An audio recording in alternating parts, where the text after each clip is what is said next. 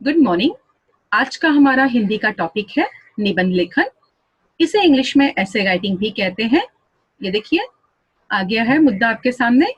आइए देखते हैं कि निबंध किसे कहते हैं और इसे लिखते समय किन बातों पर ध्यान देना चाहिए। ये देखिए, ये है आपकी निबंध की परिभाषा जो मैंने तैयार की है।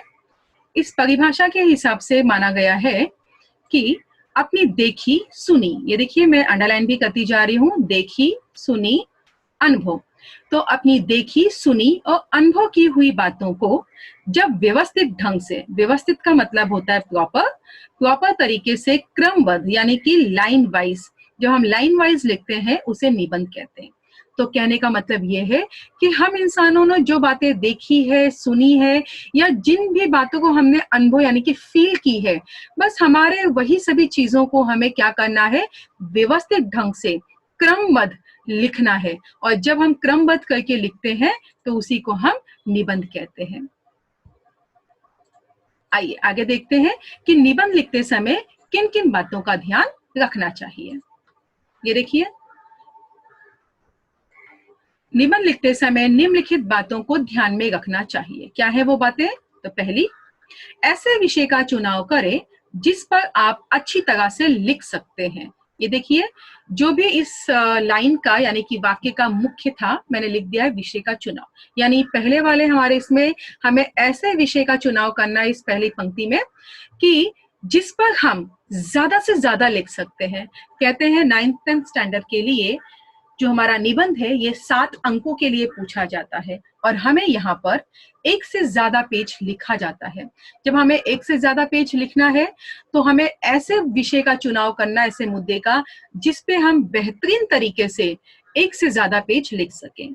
परीक्षा में आपको विकल्प भी दिया जाता है, यानी कि निबंध में ऑप्शन दिए जाते हैं।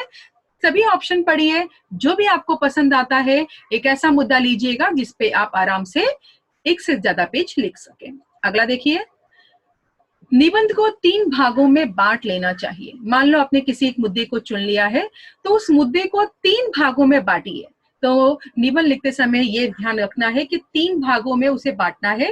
पहला होता है आरंभ, दूसरा होता है मध्य भाग और तीसरा होता है आपका अंत वाला पार्ट। अगला देखिए, विषय का आरंभ सुवचन, कहावत या काव्य की पंक्ति से करना चाहिए। यानी जब भी आप निबंध लिखिए, प्रस्तावना से पहले अगर आपको कोई सुवचन आ रहा है, सुवचन का मतलब होता है कोई थॉट या कोट्स आ रहे हैं हिंदी में, आप उसे लिख दीजिए।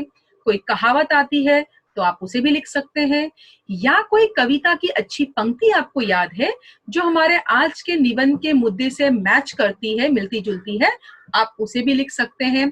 आप ये पंक्तियां 2 लाइन की भी लिख सकते हैं, 3 लाइन की भी आप लिख सकते हैं, ये जो सुवचन आप लिखना चाहते हैं, या एक जो लाइन है उसका भी लिख सकते हैं।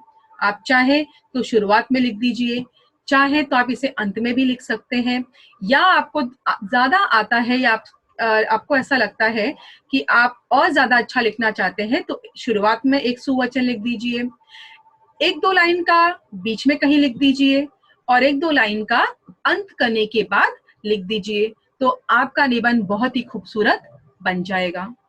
अगला देखिए, निबंध की प्रस्तावना आकर्षक और विषय से संबंधित होनी चाहिए।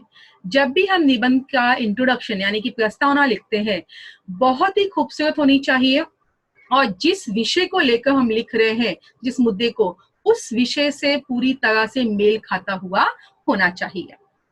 अगला, निबंध के मध्य भाग में उसके विषय के अनुसार मुद्दों को सही से रचते रहना चाहिए। तो जब अपना सुवचन लिख के हो जाए, प्रस्तावना लिख के हो जाए और जब हम मध्य भाग में आते हैं यानी कि मिडल पार्ट में आते हैं, तो याद रखिए जिस भी विषय को लेकर हम निबंध लिख रहे हैं उसके सभी मुद्दों को आपको पैराग्राफ वाइज अरेंज करके परफेक्ट एक के बाद एक लेकर आना होता है, यानी कि आपको अपने विषय से भटकना नहीं है मध्य भाग में। अगला, छठा, निबंध का अंत संक्षिप्त और प्रभावशाली होना चाहिए। संक्षिप्त का मतलब होता है छोटा सा लिखिए, ज्यादा लंबा नहीं खींचना है। तो जब भी अंत कीजिए शॉर्ट में कीजिए, लेकिन बहुत ज्यादा अट्रैक्टिव होना चाहिए, प्रभावशाली होना चाहिए। निबंध की भाषा व्याकरण के अनुसार शुद्ध और सरल होनी चाहिए।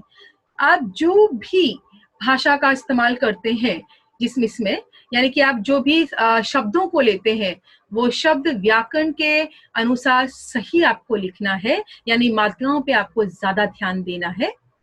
वाक्य जो आप लिखो तो वो सरल और स्पष्ट होने चाहिए, यानी साफ साफ वाक्य लिखिए जो सामने वाला आसानी से पढ़ सके और समझ सके, यानी बातों को घुमाना नहीं है यहाँ पर।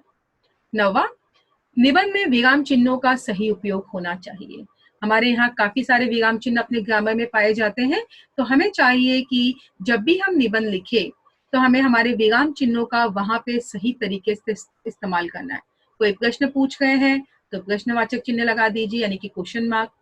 अगर आपका सेंटेंस खत्म हो गया है तो पूर्ण विराम लगाइए, जिसे इंग्लिश में फुल स्टॉप बोलते हैं। अगर आपने कोई आश्चर्य वाली बात पूछी है तो विस्मयादि का चिन्ह लगाइए। तो इस तरह से विराम चिन्हों का निबंध में उपयोग करना आवश्यक होता है। अगला देखिए, निबंध की लिखावट साफ और सुंदर होनी चाहिए। तो जो भी लिखिए बहुत ही सुंदर अक्षरों में लिखिए ताकि आपको अच्छे अंक प्राप्त हो सके। तो आज हमने जाना कि निबंध लिखते समय हमें इन 10 बातों पे कैसे ध्यान देना चाहिए। तो बच्चों हमेशा याद रखिए, जब भी आप निबंध लिखते हो एक सही मुद्दे का चुनाव कीजिए, और चुनाव करने के बाद ये 10 अगर नियमों का आप बराबर फॉलो करते हैं, अनुसरण करते हैं, तो आपको बहुत अच्छे अंक 7 में से प्राप्त होंगे। आइए आगे देखते हैं कि निबंध के प्रकार कितने होते हैं। ये देखिए निबंध के प्रकार।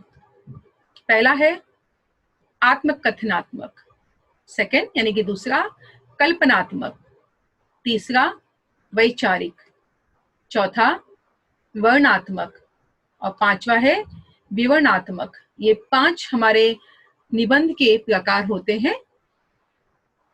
अब इनमें से आज हम क्या पढ़ने जा रहे हैं, तो आज हम ये वाला पार्ट पढ़ेंगे, यानी ये वाला अपना प्रकार वैचारिक।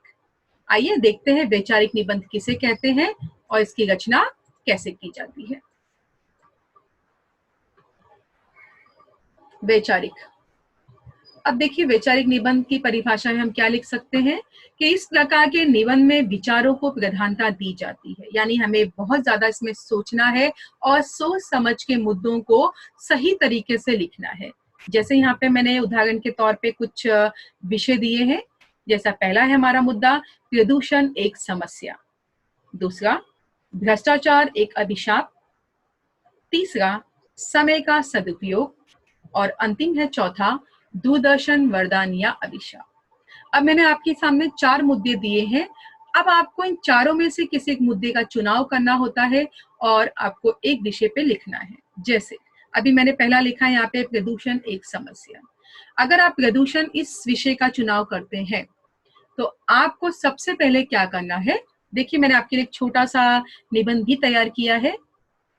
देखिए प्रदूषण एक समस्या। अब देखिए जो पहला पैराग्राफ मैंने रेडी किया है जो हमारे 6 से 7 पंक्तियों का है। अब इसमें आपको करना क्या है, सबसे पहले आपको यहाँ ये बताना है कि प्रदूषण का क्या अर्थ होता है। तो इसलिए देखिए मैंने इस पैराग्राफ का एक नाम भी दे दिया है प्रदूषण का अर्थ। आपको ये टॉपिक लिखना नहीं होता है, सिर्फ मैंने आपको समझाने के लिए यहाँ पे लिखा है। तो यहाँ पे इस पैराग्राफ में मैंने ये बताया कि प्रदूषण क्या है। तो जब भी प्रदूषण के बारे में लिखिए तो पहले उसका अर्थ लिखिए। अगर आप भ्रष्टाचार ले रहे हो तो भ्रष्टाचार का मतलब आपने क्या समझा है वो लिखिए। अगर समय ले रहे हो तो समय का मतलब क्या होता है वो लिखिए। या दूरदर्शन एक अभिशाप ले रहे हो तो दूरदर्शन का मतलब आपने क्या समझा है वो आपको आपकी प्रस्तावना में लिखना है। इससे पहले अगर आपको कोई अच्छा सुवचन आता है तो पहले सुवचन से शुरू कीजिए, उसके बाद प्रस्तावना लिखिए, बहुत ही सुंदर दिखेगा। अगला देखिए, अगला जो हमारा मुद्दा होता है कि प्रदूषण के प्रकार कितने हैं। तो आपको उस निबंध में अब उसके एक एक करके टाइप्स को डिस्क्राइब करना है, यानी उसके बारे में लिखना है। ये देखिए अभी मैंने हाईलाइट किया है वायु प्रदूषण। मैंने यहाँ पे ये मुद्दा लिखा है वायु प्रदूषण, लेकिन आपको ये टॉपिक लिखना नहीं होता, आपको इस टॉपिक के बारे में इस पैराग्राफ में लिखना होता है। इसीलिए मैंने टॉपिक लिख दिया है ताकि आपको आसानी रहे कि भाई हमने इसमें लिखा किसके बारे में है।